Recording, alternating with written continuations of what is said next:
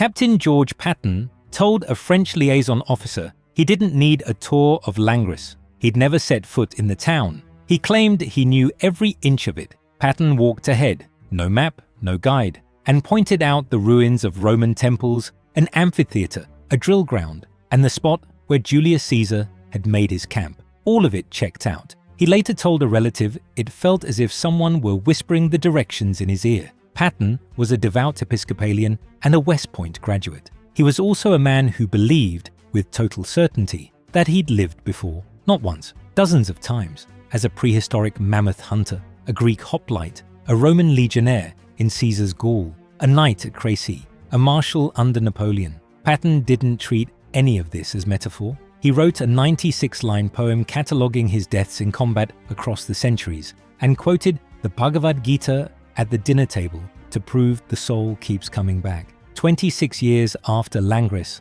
Patton's Third Army swept across France. They rolled along the same roads the Roman legions had marched, and the general giving the orders believed he'd already walked every mile. If you want to see how the most feared Allied general of the Second World War turned a belief most people would call madness into his greatest advantage, hit subscribe and the bell. You won't want to miss what comes next. George Smith Patton Jr. couldn't read.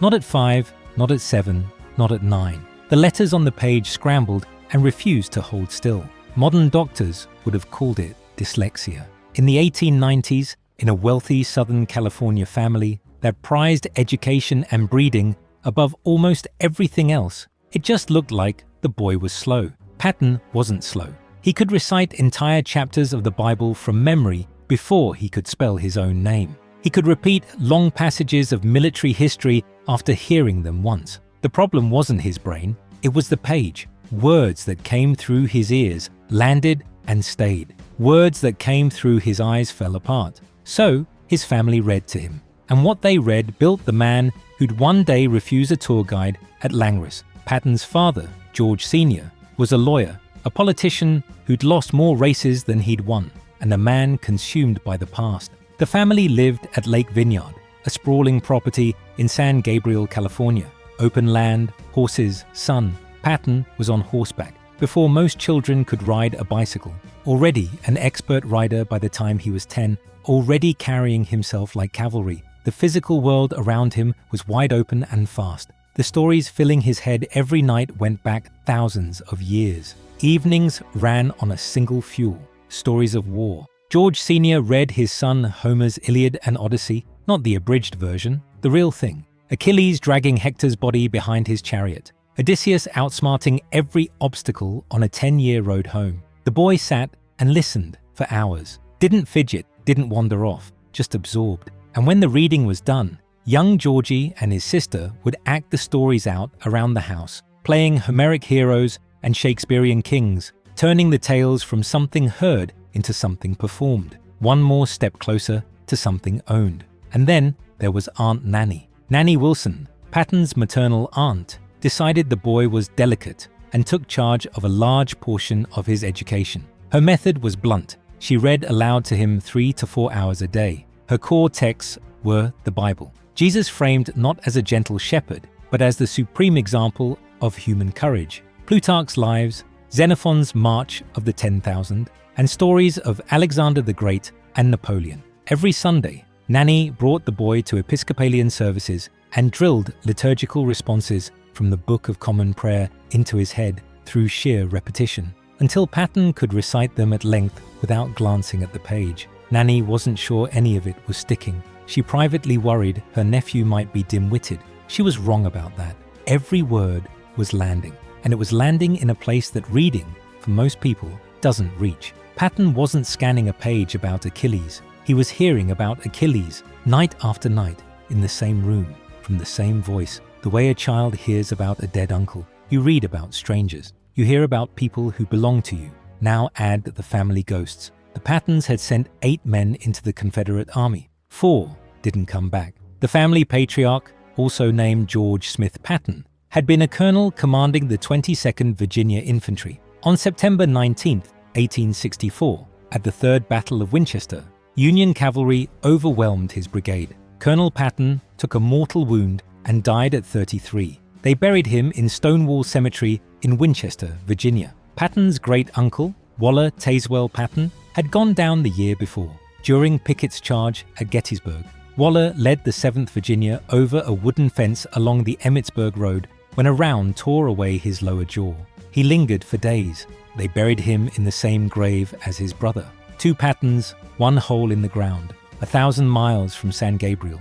The war destroyed the family's fortune. Colonel Patton's widow packed up the children and crossed the country to join cousins in California. The money was gone. The stories were not. At Lake Vineyard, the war dead were spoken about the way other families spoke about living relatives, with warmth, with expectation, with the unstated demand that the next generation pay back what the previous one had spent. Patton's step-grandfather had his own Confederate service to recount. Guests reinforced the cycle. One of them was John Singleton Mosby, the legendary guerrilla whose cavalry raids behind Union lines had made him a Southern folk hero.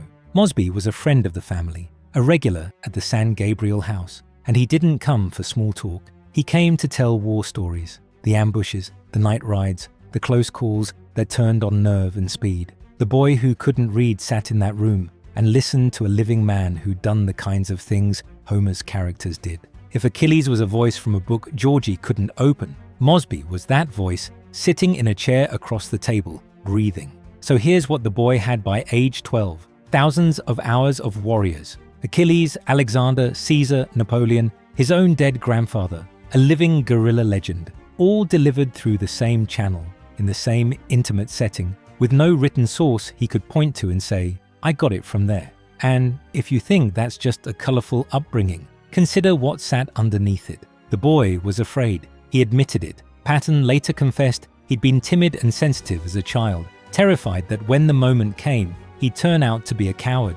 He once wrote that he was either very lazy or very stupid, or both, because learning came so brutally hard. The fear of cowardice, the specific private dread that he'd freeze under fire, sat inside him alongside every one of those warrior stories. Those warriors didn't soothe the fear, they sharpened it. Achilles wasn't comfort, Achilles was the standard, and the boy who couldn't read was measuring himself against that standard every night, unable to find any evidence in his own life. A kid who struggled to spell, who flinched at confrontation, who'd never held a weapon in anger, that he'd ever reach it. That fear needed an answer, and the answer Patton constructed was the most extreme one available. He hadn't been born to try to become a hero.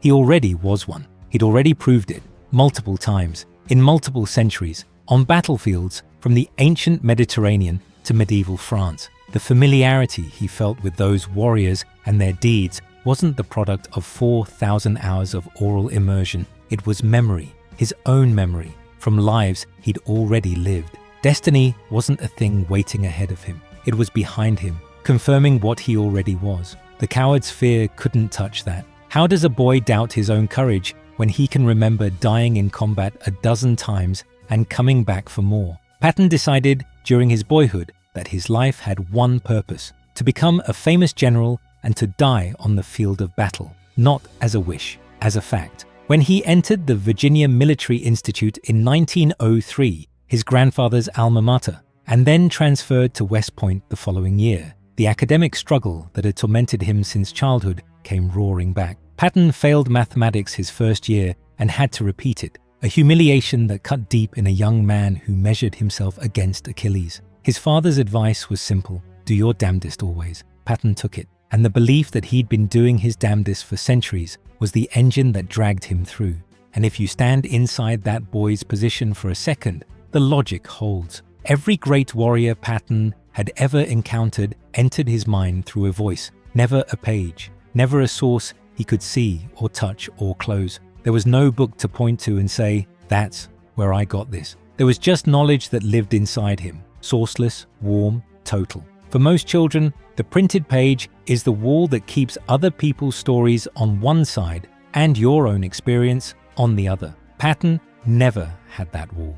We often assume a belief gets chosen. A person weighs evidence, picks a position, commits. What Patton's childhood suggests is something less comfortable. When knowledge enters deep enough, through enough repetition, carrying enough emotional weight, stripped of every visual cue that would mark it as someone else's experience. The belief doesn't get chosen, it forms by itself. The line between "I learned this" and "I remember this" doesn't blur. For Patton, it wasn't drawn in the first place. Patton arrived in France on May 28, 1917, as a captain on the personal staff of General John J. Pershing, the commander of the American Expeditionary Force and the man Patton idolized more than anyone alive. Pershing was everything the young officer wanted to become. Iron-jawed, imposing, feared by subordinates, capable of silencing a room just by walking into it.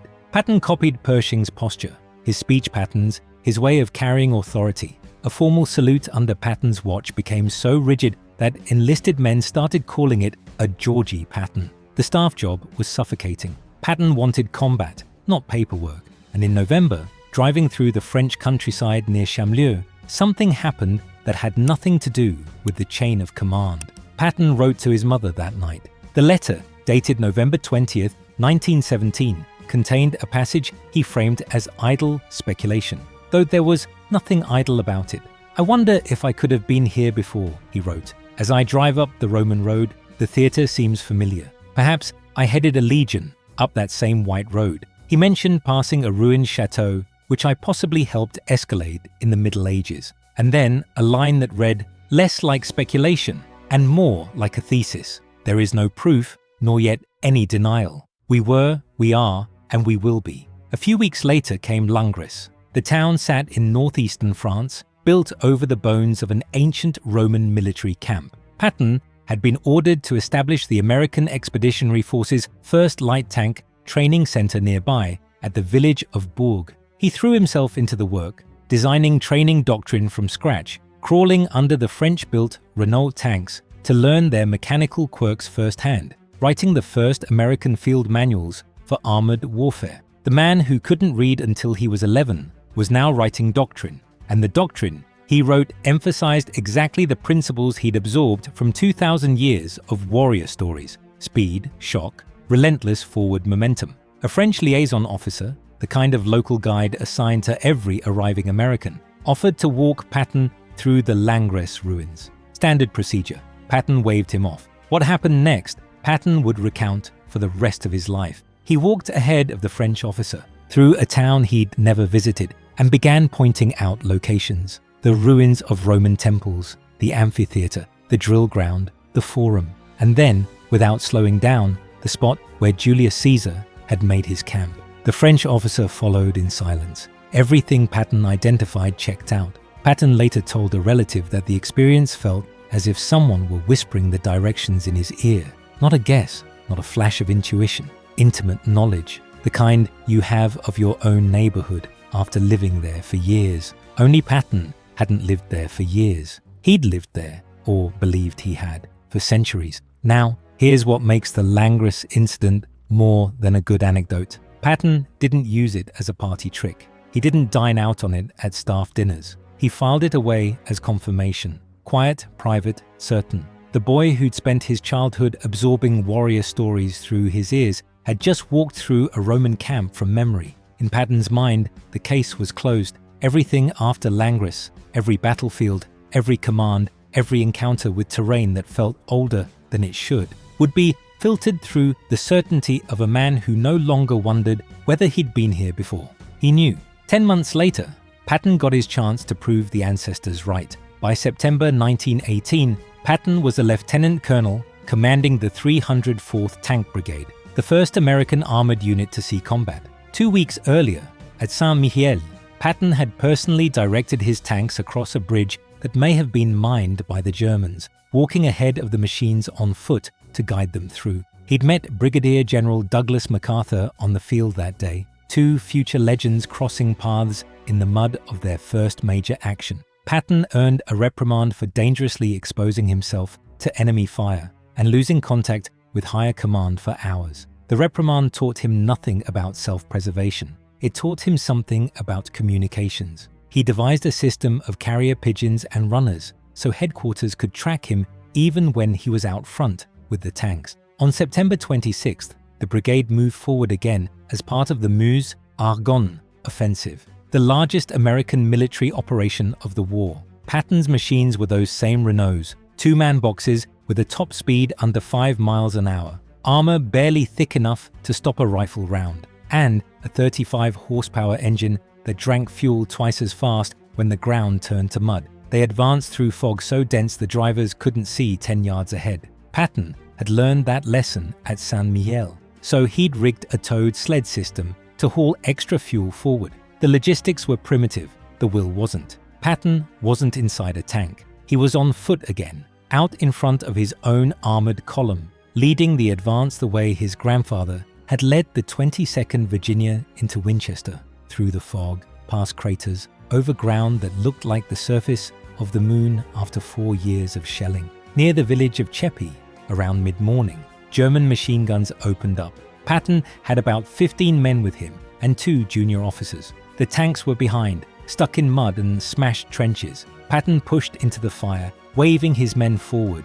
A burst caught him in the upper left thigh. Patton went down hard, hit the mud, and rolled into a shell hole. Private First Class Joe Angelo, Patton's orderly, crawled through continuous machine gun fire, grabbed his commanding officer, and dragged him into a deeper crater. Angelo would later receive the Distinguished Service Cross for what he did in those minutes. Angelo left the crater twice under fire to relay orders to passing tanks, crawled back each time, and stayed with Patton while the shelling continued overhead. Patton lay in that crater for over an hour, bleeding from the leg, unable to move, fully conscious, and during that hour, something happened inside his head that he'd describe for the rest of his life. Looking up past the German batteries into the clouds, Patton recalled seeing his ancestors, not metaphorically. He described the vision as real. His grandfather, the colonel who'd gone down at Winchester, the family dead from the Confederate army, the long line of soldiers he believed he'd been across the centuries. They stared down at him. Their expressions, he said, carried approval of his conduct. And from somewhere in that vision, whether spoken or felt, Patton never quite pinned down, came 2 words: not yet, as if the script wasn't finished, as if there was more still required of him. The parallel would have been impossible for Patton to miss. He was 32, weeks short of his 33rd birthday. His grandfather had taken his mortal wound at 33. Same rank, colonel, same posture, leading troops on foot, in the open, under fire. The grandfather had died in that position. The grandson was lying in a hole in the same country, wounded in the same way, at nearly the same age, and the ancestors were telling him his turn hadn't come. Patton survived. Angelo got him to a field hospital. The wound took weeks to heal, and Patton missed the rest of the war. And in a letter to his wife Beatrice, written after he'd had time to sit with what he felt lying in that crater, Patton put down a single sentence that locked everything into place. "I would never have gone forward when I got hit had I not thought of you and my ancestors." Not his training, not his duty, not his orders, his ancestors. And if you pause on what that sentence means on a battlefield, the implications go further than one man's eccentric beliefs. A soldier who charges into machine gun fire because he's thinking about dead relatives from a war 50 years earlier isn't running on adrenaline or obedience. Patton was operating on a private mythology so total that it functioned, in practice, as a direct instruction from the dead. The men following him into that fire at Chepi couldn't have known any of it. All they saw was a senior officer walking upright into machine gun positions without flinching, and that kind of calm, the steadiness of a man who genuinely believes he's done this before and isn't finished, travels down a chain of command faster than any order. Soldiers don't need to understand why their commander isn't afraid. They just need to see it. What Patton had found, lying wounded at 32, was that a belief most rational people would dismiss as delusion could function, under fire, as the most effective command instrument he'd ever carry. You can't teach it at West Point. You can't manufacture it with speeches. You either believe you've died in combat a dozen times and come back, or you don't. Patton believed it, and the men behind him moved faster because of it. The war ended, the wound healed, and in the quiet years that followed, the 20s, the 30s, the long peacetime stretch when Patton was an officer with no enemy to fight, the belief didn't fade, it calcified. Patton had learned to read, slowly, painfully, years behind his peers. By adulthood, he could manage the page, and once the page opened up, Patton devoured it. He read Caesar's commentaries, Clausewitz, Napoleon's correspondence, Xenophon. He read the same men Aunt Nanny had read to him, only now in their own words, with footnotes and maps. The reading didn't replace the oral foundation, it reinforced it. Where most officers studied ancient campaigns as intellectual exercises, problems to be analyzed at a desk, Patton read them the way a man reads old letters from a place he's already been. He wasn't learning from Caesar, he was remembering alongside Caesar. The distinction, to Patton, was everything. On May 27, 1922, Patton sat down and wrote a poem, 96 lines. He titled it Through a Glass, Darkly, borrowing the phrase from the Apostle Paul's letter to the Corinthians, the passage about seeing truth imperfectly, as if through a clouded mirror. The poem was Patton's most deliberate public statement of what he believed about himself, laid out not in a private letter to Beatrice or a murmured confidence to a relative. In verse he intended to be read. The poem walks through time. Each stanza is a different life, a different war, a different death. Patton wrote himself as a prehistoric hunter facing down a mammoth with a stone-tipped spear, a Greek hoplite locked in the phalanx wall against Persia, a soldier besieging the coastal fortress of Tyre under Alexander, a Roman fighting the Parthians in the eastern desert, a knight riding under the doomed blind king of Bohemia at Crécy, a corsair, a cavalryman at one of Napoleon's most devastating engagements. Each life ends in combat. Each death leads to another birth. And the poem's final lines drove the point home. Looking back across the centuries, Patton saw himself in every era. Different names, different armies, different wounds, always the same soul, returning, fighting, dying to be born, and born to die again. Three things stayed constant across every life, Patton claimed.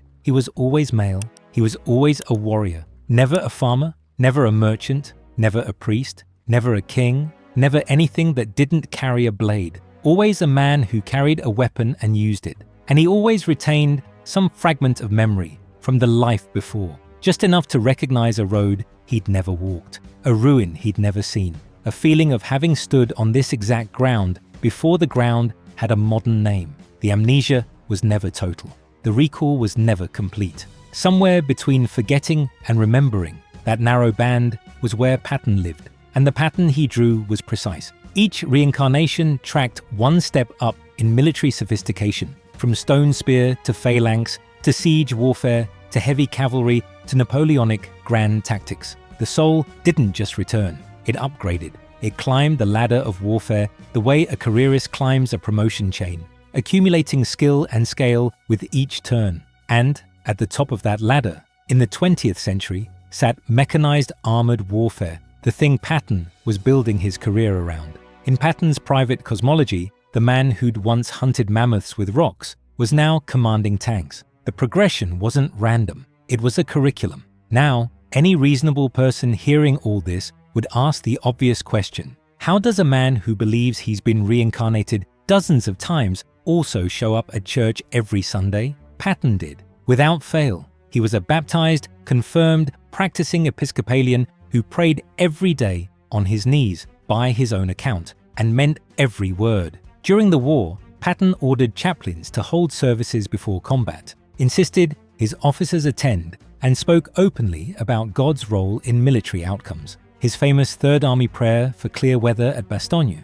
asking the Almighty to grant favorable conditions for combat, wasn't a publicity stunt. Patton believed God listened, Patton believed God intervened, and Patton believed, simultaneously, that the soul came back in a new body after death. The theological problem is hard to miss. Mainline Christianity doesn't teach reincarnation. The soul goes to God after death. It doesn't loop back for another tour in a different uniform. Patton knew this, and his solution was straightforward. He built his own theology. Patton read widely and deliberately outside Christian scripture. According to the family biography written by his grandson Robert Patton, the general studied the Quran, the Book of Mormon, and the Bhagavad Gita, the Hindu sacred text that lays out a cyclical view of life, death, and rebirth. From the Gita, Patton pulled a line and made it load-bearing. For sure is the death of him that is born, and sure the birth of him that is dead. He paired it with a verse from Revelation, chapter 3, verse 12. Him that overcometh will I make a pillar in the temple of my God, and he shall go no more out. In Patton's reading, that verse implied a cycle. The soul keeps going out, keeps returning, until it finally overcomes, and only then does the loop close. And then he added Wordsworth, "Our birth is but a sleep and a forgetting." 3 texts from 3 traditions stitched into a private creed that no denomination on earth would have endorsed. And here's where it stops being a footnote in a general's biography. Patton didn't just read these lines, he performed them. At the family dinner table, Robert Patton recorded these scenes in detail. The general would begin by reciting Rupert Brooke's famous First World War poem about dying for one's country in a foreign field. Then, without pausing, Patton would shift to the Bhagavad Gita, delivering the passage about the certainty of death and rebirth, then Revelation, then Wordsworth. He moved through these texts the way a priest moves through liturgy, with conviction, with gravity, expecting the room to receive it. The family dinner table became a chapel for a religion that had exactly one congregant. Patton's operating theology, as near as anyone could reconstruct it, from his letters, conversations, and dinner table sermons, came down to a few core propositions. God existed. God was the supreme authority. God was, in Patton's own words, probably indifferent in the way he was approached. The soul was real. The soul was immortal. And the soul, in certain cases, came back. Patton was careful here. The claim wasn't universal. Patton didn't argue that every person cycles through lives. He reserved it for himself, and he stated it with the specificity and confidence of a man reciting his home address. A nephew once put the question to him directly, "Do you believe in reincarnation?" Patton's answer, recorded across multiple biographical sources, came back fast with no pause for thought. "I don't know about other people, but for myself, there has never been any question. I don't just think it. I know there are places I've been before, and not in this life. Not, I believe, I know." And if you think about it, that's not a small distinction. A person who believes something accepts the possibility of being wrong. A person who knows something doesn't. Belief hedges, knowledge acts. And Patton, from Langres onward, acted on his reincarnation claims the way a sane man acts on the knowledge that gravity pulls things down. As a fact, too obvious to require any defense at all.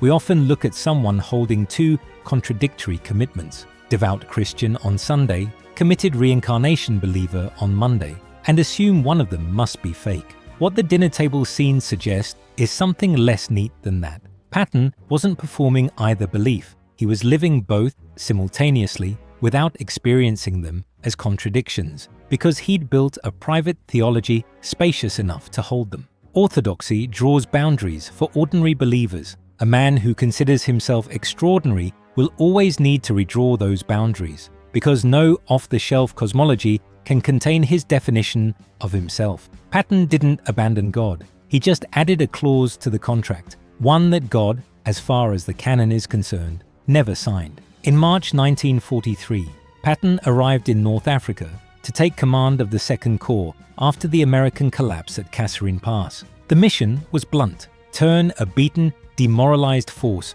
into something the Germans would respect. Patton did it in weeks. Uniform inspections, fines for soldiers caught without helmets, officers sacked for incompetence. A transformation so sudden that the same units which had crumbled at Kasserine held firm at El Gueta and fought the 10th Panzer Division to a standstill. For Patton, though, North Africa was more than a command assignment. It was a homecoming. The ancient city of Carthage, or what remained of it, sat just outside Tunis. Hannibal Barca had walked those streets. The Punic Wars had been fought across this same ground. And Patton, who'd listed a Carthaginian warrior among his past lives in Through a Glass Darkly, now stood on the soil where he believed he'd once fought and died. A note on sources here. The 1970 film Patton includes a famous scene in which George C. Scott, standing among North African ruins, delivers a monologue about having been here before, looking out over the ancient battlefield,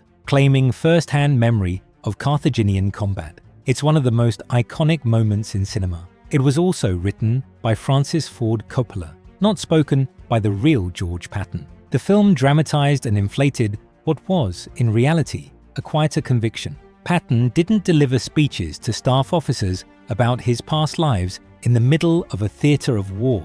He held the belief privately, shared it with family and trusted intimates, and let it shape his conduct without broadcasting it to subordinates. The conviction was real. The monologue was Hollywood. What is verifiable? Patton connected with the ancient landscape. He visited ruins, studied the terrain through the lens of campaigns fought 2,000 years earlier, and in conversations with fellow officers, the belief occasionally surfaced in ways that were impossible to misread. The clearest example came before the invasion of Sicily, in a conversation with British General Sir Harold Alexander, one of the senior Allied commanders in the Mediterranean, and a man who'd observed Patton's aggressive style across the North African campaign. Alexander, who seemed to view Patton's theatricality with a mix of admiration and bewilderment, offered what he probably meant as a compliment. "You know, George, you would have made a great marshal for Napoleon if you had lived in the 19th century. Patton's reply was immediate,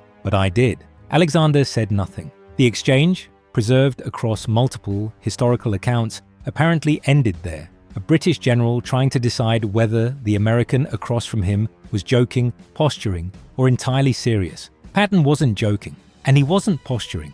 He was stating a fact as he understood it, the same way he'd stated it to his nephew, to his family, to the French officer at Langres 26 years earlier. Different audience, same certainty. Sicily itself gave Patton more material. The island was layered with ancient Greek and Roman ruins, temples at Segesta and Agrigento, amphitheaters, fortifications that predated Christ by centuries. Patton toured them between operations. Photographs in the Library of Congress archives show him posing at Greek temples in full uniform, an American four-star general standing where hoplites had stood 2,400 years before. For most officers, these were breaks from the campaign. For Patton, they were closer to pilgrimages, visits to places his soul had already been.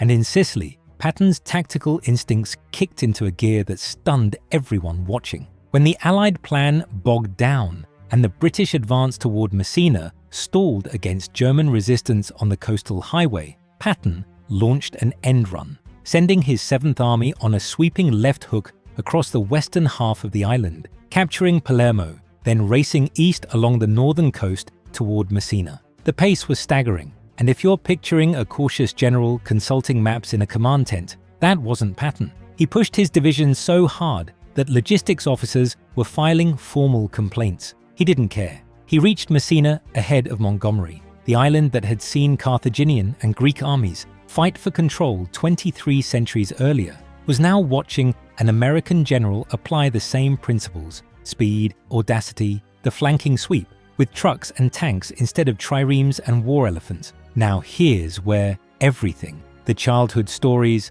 Langres, the poem, the Carthage connection, the Alexander exchange, converges on something that actually mattered in the field. Patton didn't just believe he'd been an ancient warrior, he fought like one. And the principles he applied to mechanized warfare in the 20th century were, at their core, the same principles that had made Hannibal, Caesar, and Napoleon the most successful commanders of their respective eras. Speed, relentless, punishing speed, the refusal to let a beaten enemy regroup, reposition, or catch a breath. Patton's Third Army moved faster across France in 1944 than any comparable force in military history. The advance from Avranches to the Moselle covered hundreds of miles in weeks. Patton pushed his logistics past the breaking point, outran his own fuel convoys, and kept going because stopping meant giving the Germans time to dig in. That principle, forward, always forward, never let the retreating enemy set up a new defense line,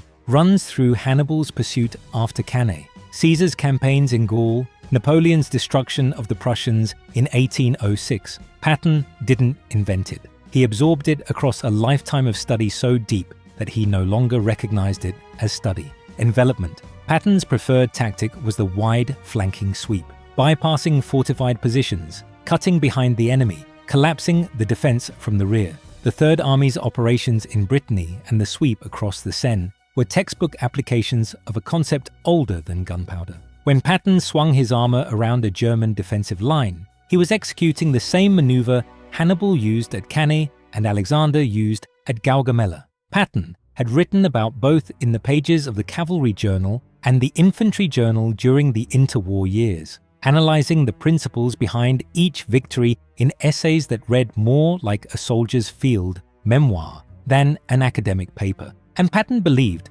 with a certainty no purely academic work could have produced, that he'd been present for both shock, action. Patton believed in hitting the enemy at the point of maximum psychological vulnerability, not just the weakest sector of the line, the sector where the defender was already rattled. He concentrated force the way Napoleon concentrated the Grande Armée, massed, fast, aimed at the hinge. The breakout from Normandy after Operation Cobra was a textbook case. Patton's Third Army didn't just advance through the gap. It poured through at a speed that left entire German units cut off and surrounded, exploiting the shock before the Germans could process what had happened. The German army noticed. Captured interrogation records from the later stages of the war confirmed that Patton was the Allied commander the Wehrmacht feared most. When asked which American general posed the greatest threat, German officers consistently named Patton, ahead of Eisenhower, Bradley, and Montgomery. The reasons they cited were tactical. Patton was unpredictable, aggressive to the point of recklessness, willing to gamble in ways that violated conventional doctrine, and fast enough to exploit gaps before the defense could seal them. What those German officers couldn't have known was the source of that speed, a private belief system that told Patton he'd been winning wars since before the Roman Republic existed. And here's the paradox sitting at the center of all of it. Patton's tactical brilliance wasn't supernatural. It was the product of a lifetime of obsessive, rigorous preparation, thousands of hours reading military history, writing doctrinal papers, analyzing terrain, memorizing the decisions of great commanders across 25 centuries. By any objective standard, Patton was one of the most academically prepared generals of the 20th century. His knowledge of military history was broader and deeper than almost any officer in the Allied forces. Patton refused to call it knowledge. He called it memory. A modern observer might recognize something here. What Patton had stumbled into, decades before anyone gave it a name, was a version of what performance psychologists now study under the heading of identity-level visualization. The principle is simple and powerful.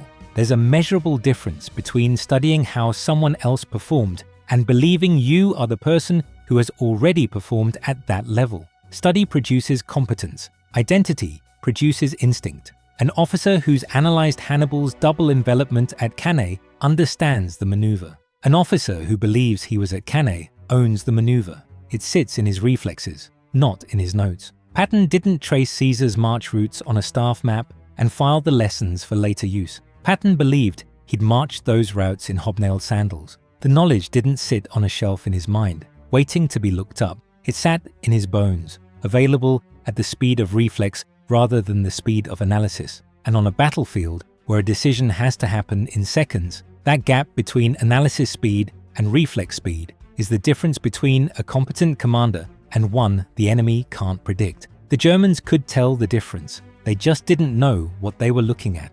In the summer of 1944, Patton's Third Army broke out of Normandy and swept east across France at a pace that rewrote the textbooks on armored warfare. The route took them through territory that had been contested by armies for 2 millennia. The same river crossings, the same ridgelines, the same corridors, and some of those corridors were Roman. The white road Patton had written about to his mother in 1917. The one near Chameleux, where the theatre seemed familiar, where he wondered if he'd once headed a legion, was part of the same network his tanks now rolled across at 30 miles an hour.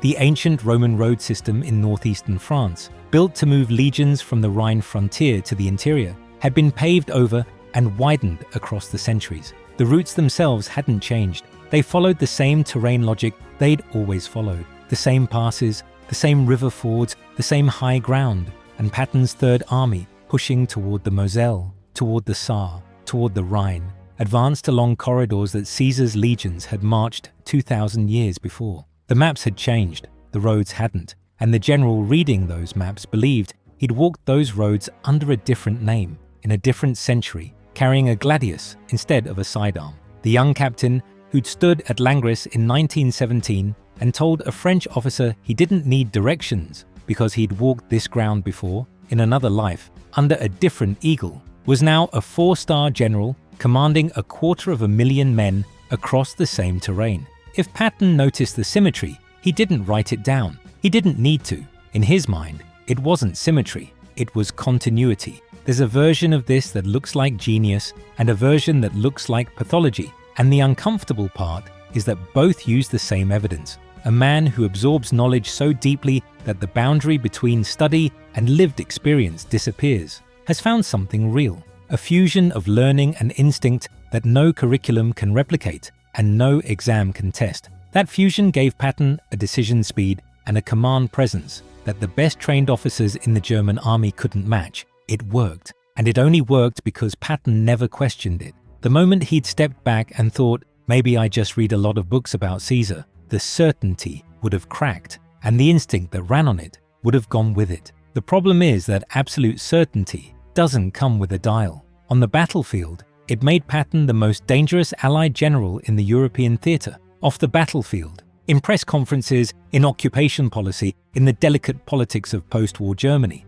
that same certainty made him ungovernable. A man who believes he's been a warrior for 3,000 years doesn't take correction well. Patton couldn't turn the engine off. The conviction that made him lethal in combat made him impossible to manage once the combat stopped. In October 1945, Eisenhower relieved Patton of command of the Third Army, the force Patton had led from the hedgerows of Normandy to the Czech border, and reassigned him to the 15th Army. The 15th Army wasn't a fighting force, it was a paper unit, headquartered in Bad Nauheim, Germany, tasked with one job: compiling the official operational history of the war in Europe. Its primary equipment was desks, filing cabinets, and typewriters. The man who believed he'd hunted mammoths with a stone spear, who'd stood in the phalanx against Persia, who'd besieged Tyre under Alexander, who'd marched under Caesar's eagle in Gaul, who'd ridden at Crécy under the blind king of Bohemia, who'd served Napoleon as a marshal, the eternal warrior who'd spent every waking hour of his life preparing for the war